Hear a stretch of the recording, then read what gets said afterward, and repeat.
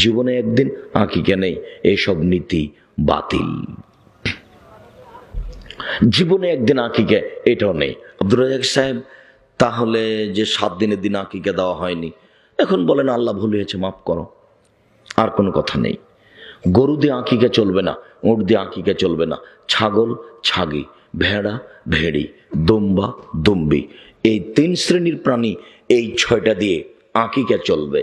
দাঁতের কোনো শর্ত নেই, সুন্দর হওয়া শর্ত নেই, মোটা তাজা শর্ত নয়, ওগুলো সব কুরবানির ব্যাপারে। কুরবানি হচ্ছে নেকির কাজ, আর এটা হচ্ছে বাপের জিম্মেদারি। কানা হোক খোড়া হোক, যারা বলছে যে টাকা ছিল না সেই জন্য আকিকা দেওয়া হয়নি, ওটা মিথ্যে কথা বলছে। এখনই ছেলের হাত ভেঙে গেলে 3 ঘন্টার মধ্যে 10,000 টাকা সংগ্রহ হবে। আর আকিকার জন্য কোনো দামি পারানি লাগবে না, ভালো একটা খাসি কিনেন, টাকা কম আছে একটা ছাগি কিনেন, তার চেয়ে কম আছে একটা ভেড়া কিনেন, তার চেয়ে কম আছে একটা 3 মাসের ভেড়া কানা দেখে কিনে নিয়েছেন, কানা। আকিকার জন্য কোনো শর্ত নেই।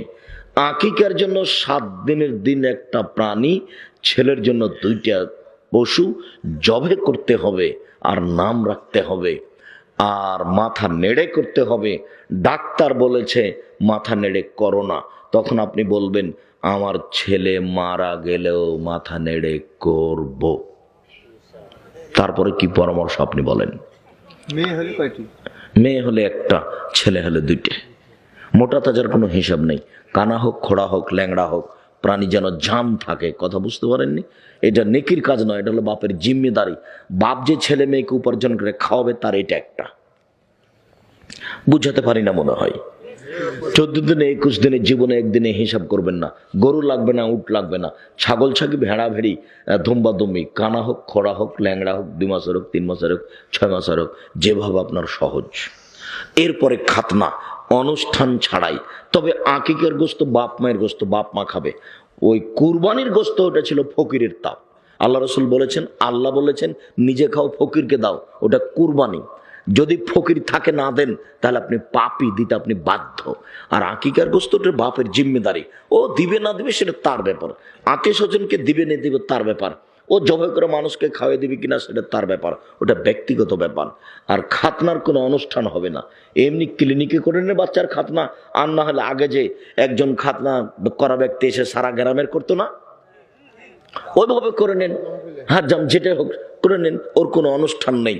সম্মানিত দিনী ভাই বোন, এবার বাচ্চা বড় হয়েছে, আংশিক ছোট্ট করে কয়েকটা কথা এইখানে বলে যাই। পরিবার ও পারিবারিক জীবন, এতক্ষণ ছিল বিবাহ সংক্রান্ত জীবন।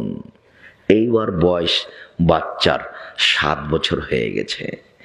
7 বছরের আগে 7 দিনের দিনের 2টা কথা বলে এখানে ফিরে আসি।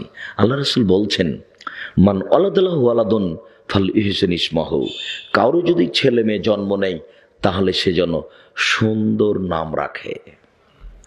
নাম রেখেছে আহমাদ, আর ডাকছে টুরু বলে। ওটা আসল নাম, এটা ডাক নাম। এ বাপও নয়, ও মাও নয়, দুইজনই সংসার কি জিনিস জানে না।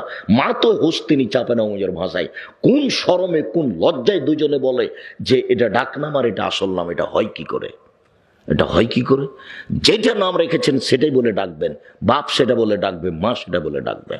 কেন বললো ডাক নাম এটা আর আসল নাম এটা? কেন বললো? ও বাপের যোগ্যতা রাখে না বাপ কাকে বলে, ও মায়ের যোগ্যতা রাখে না মা কাকে বলে।